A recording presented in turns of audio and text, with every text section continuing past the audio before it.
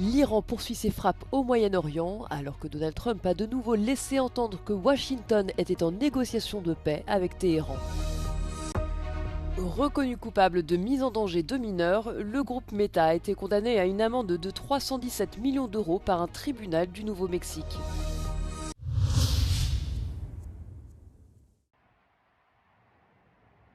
L'Iran poursuit ses frappes au Moyen-Orient. Mercredi matin, les gardiens de la révolution ont revendiqué une nouvelle salve de missiles sur Israël et les bases accueillant les forces américaines au Koweït, en Jordanie et à Bahreïn. Quelques heures plus tôt, le président américain Donald Trump a de nouveau laissé entendre que Washington était en négociation de paix avec Téhéran. They're going to make a deal. They did something yesterday that was amazing, actually. They gave us a present, and the present arrived today. And it was a very big present worth a tremendous amount of money. And I'm not going to tell you what that present is. Parallèlement, l'ancien commandant des gardiens de la Révolution, Mohammad Bagher Zolkadar, a été nommé nouveau secrétaire du Conseil suprême de sécurité nationale, remplaçant Ali Larijani, tué lors d'une récente frappe aérienne revendiquée par Israël. Toujours en Iran, à Téhéran, le Croissant Rouge a diffusé des images montrant des survivants extraits des décombres d'immeubles résidentiels après de nouvelles frappes américano-israéliennes. Au Liban, l'État hébreu poursuit ses opérations militaires contre le Hezbollah soutenu par l'Iran. Israël affirme vouloir prendre le contrôle du sud du territoire libanais jusqu'au fleuve Litani, à environ 30 km de sa frontière. De son côté, le gouvernement libanais a déclaré l'envoyé diplomatique iranien Mohammad Reza Shibani persona non grata, lui donnant 5 jours pour quitter le pays. La guerre en Iran et ses implications pour le Liban ont un impact phénoménal et profond sur les civils de la région, a déclaré à Euronews le chef de l'Agence des Nations Unies pour les réfugiés et ex-président irakien Barham Salih. La situation est très grave et plus d'1 million de personnes ont déjà été déplacées au Liban suite aux opérations de l'armée israélienne. Et environ 600 000 à 1 million de foyers en Iran, a-t-il ajouté. This region needs peace. This conflict cannot go on like this, destabilizing and impacting human lives across the region, and I hope that we need a durable and just peace that will not put us in a place where 6 months from now or a year from now we will have another recurrence of this type of things. This region cannot afford these cycles of violence. Le Liban demeure aujourd'hui l'un des pays accueillant la plus forte proportion de réfugiés par habitant au niveau mondial. Sur les 1 300 000 Syriens installés sur le territoire, environ 130 000 ont repris le chemin du retour depuis la chute de Bachar el-Assad. Toutefois, Barham Salih a souligné que ce mouvement n'était pas volontaire et qu'il rentre dans des conditions difficiles. Le haut-commissaire place également ses espoirs dans l'offre faite par le Pakistan d'organiser des pourparlers de paix entre l'Iran et les États-Unis.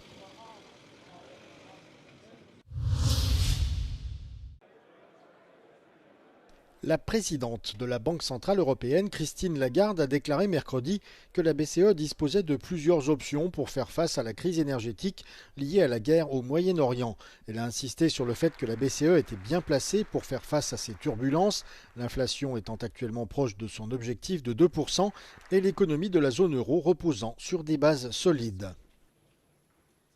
We have a strategy that is built for a world of higher uncertainty, with risks and scenarios at its core. We have a graduated set of options for responding, and we are starting from a better place should we need to act. And we will not act before we have sufficient information on the size and persistence of the shock and its propagation. Lors de sa réunion la semaine dernière, la BCE a maintenu ses taux d'intérêt inchangés comme prévu, tout en mettant en garde contre une hausse de l'inflation et un ralentissement de la croissance due à la guerre. Mais les analystes s'attendent désormais à ce que la Banque centrale relève ses taux d'intérêt dès le mois prochain afin de freiner une probable hausse des prix à la consommation. L'envolée des coûts mondiaux du pétrole et du gaz a entraîné des hausses immédiates du prix de l'essence dans la zone euro et a ravivé le souvenir du récent choc énergétique qui a suivi l'invasion de l'Ukraine par la Russie en 2022.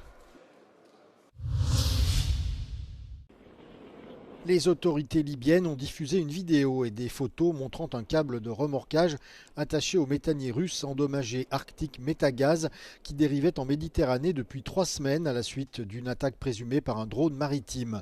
Ce navire fait partie de la flotte fantôme russe qui transporte des combustibles fossiles en violation des sanctions internationales imposées à la suite de l'invasion de l'Ukraine par la Russie.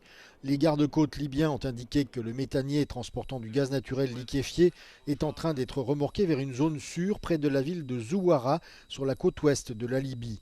La Compagnie nationale libyenne du pétrole a déclaré ce week-end qu'elle coopérait avec la société énergétique italienne Eni afin de ramener le navire à bon port en toute sécurité et afin d'éviter une catastrophe environnementale. Les autorités russes affirment que l'Arctic Metagaz a été endommagé par des drones maritimes ukrainiens près des eaux maltaises. Tous les membres d'équipage ont pu être secourus. L'Ukraine n'a pas encore commenté la situation. Le bateau de pêche Maguro, le premier du convoi transportant de l'aide humanitaire à Cuba, a accosté ce mardi à La Havane. Partie du sud-est du Mexique il y a 6 jours, cette flottille transportait 14 tonnes de denrées alimentaires et de médicaments et 73 panneaux solaires. Cette initiative, soutenue par le gouvernement selon les activistes, vise à dénoncer la situation d'urgence économique et humanitaire que vit le peuple cubain et qui s'est aggravée depuis la capture par Washington de Nicolás Maduro, dernier allié de Cuba. Avec ce convoi, plus de 50 tonnes d'aide vont entrer sur une île asphyxiée par le blocus pétrolier imposé par Donald Trump, que l'ONU a qualifié de contraire au droit international. Cuba a déjà vécu 7 coupures généralisées d'électricité depuis fin 2024, dont 2 la semaine passée en raison du vieillissement de ses centrales électriques et de la pénurie de carburant.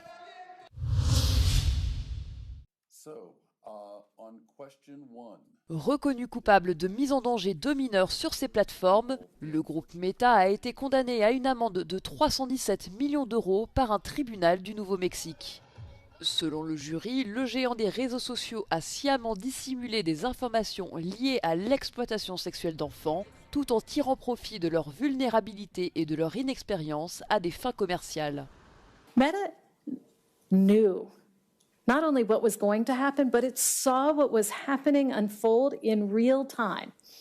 In every one of the documents that we've gone through, Meta saw what was happening to kids, whether it was Molly Russell, whether it was kids in New Mexico, subject to sextortion or CSAM, all of that is harm that Meta documented internally. Les jurés ont également conclu à des milliers de violations de l'Unfair Practices Act, une loi du Nouveau-Mexique protégeant les consommateurs contre les pratiques commerciales déloyales. Meta a annoncé faire appel de ces décisions.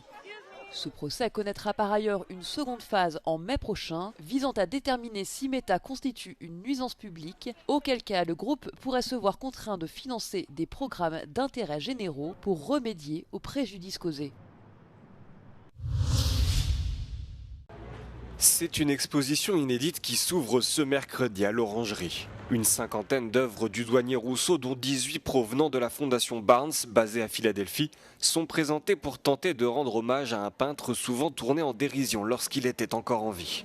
L'exposition Henri Rousseau, l'ambition de la peinture, qui prétend étudier son parcours artistique en profondeur, met en lumière la carrière d'un peintre qualifié de naïf. C'est un peintre que l'on a très tôt considéré comme naïf. Les premiers critiques qui voient ses œuvres au Salon des Indépendants font référence à sa naïveté. C'est un peintre qui est surtout autodidacte, mais qui a bénéficié d'une éducation, même s'il n'a pas suivi de formation artistique. Le douanier Rousseau, qui a commencé la peinture peu avant ses 50 ans, trouvait ses inspirations dans des albums d'illustrations d'animaux sauvages et par des visites au Jardin des Plantes. Et pour se différencier des autres artistes, Henri Rousseau, qui a toujours voulu vivre de son art, a tenté de diversifier les genres et les techniques. Un style que l'on retrouve notamment dans ces scènes de jungle luxuriantes peuplées d'animaux sauvages, comme avec la toile Le lion ayant faim se jette sur l'antilope. Il était le plus exotique des peintres exotiques, affirmait même le poète Apollinaire.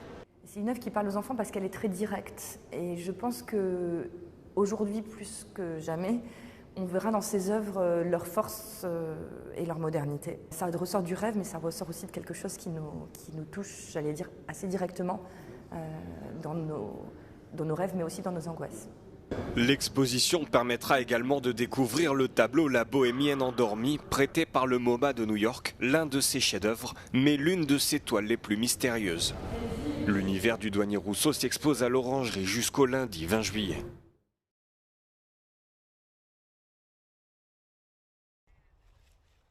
Il est présent dans les célèbres vins de Champagne ou encore dans les vins de Côte d'Or. Le Pinot Noir est un cépage emblématique du vignoble français, et sûrement depuis plus longtemps que l'on ne le pensait.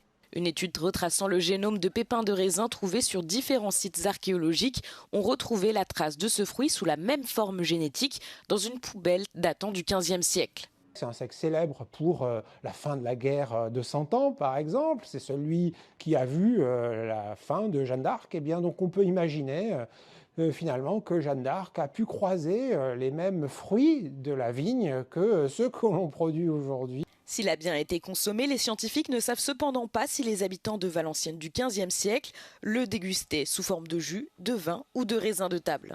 Au-delà des habitudes de consommation des Français du Moyen-Âge, les résultats du séquençage illustrent surtout l'utilisation de méthodes agricoles identiques à aujourd'hui. Si l'ADN du Pinot Noir n'a pas changé, c'est car les viticulteurs, pendant 600 ans, ont reproduit leurs vignes grâce au bouturage pour maintenir les propriétés emblématiques du cépage. Des propriétés qui sont toujours recherchées, voire plus recherchées que jamais. On fait une grosse étude aussi en ce moment sur rechercher ces vieux cépages parce qu'en fait ça nous apporte, on va dire, énormément de choses sur le climat qui change, des cépages qui vont être aussi plus résistants. Et donc pour nous, on va dire que c'est quelque chose qu'on regarde énormément. Selon l'étude, des traces de différentes techniques de propagation comme le bouturage seraient utilisées sur des raisins français depuis l'âge de fer, il y a plus de 2500 ans. Et des traces d'échange de boutures de raisins français ont été retrouvées de l'Espagne au Moyen-Orient en passant par les Balkans durant la période romaine.